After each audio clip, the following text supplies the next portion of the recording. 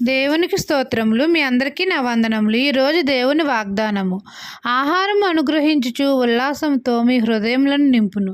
అపోస్తుల కార్యములు 14వ అధ్యాయము 17వ వచనము. లోకరక్షకుడైన మన యేసయ్య మన ఎడల విడువక కృపచూపుచున్నాడు.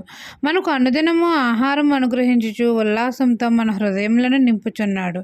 మనం అందరము మన తండ్రి ఆజ్ఞలను కట్టడలను పాటించిన ఎడల తండ్రి మన జీవితంలో ఉన్న లోటులను కొదువులను తీసివేస్తాడు, సమృద్ధిని కలుగజేస్తాడు.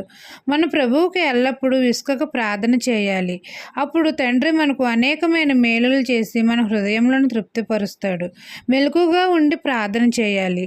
మనకు మన కుటుంబాలకు ఏ లోటు రానివ్వకుండా ఆకలైన వేళలో మనకు ఆహారం అనుగ్రహిస్తాడు.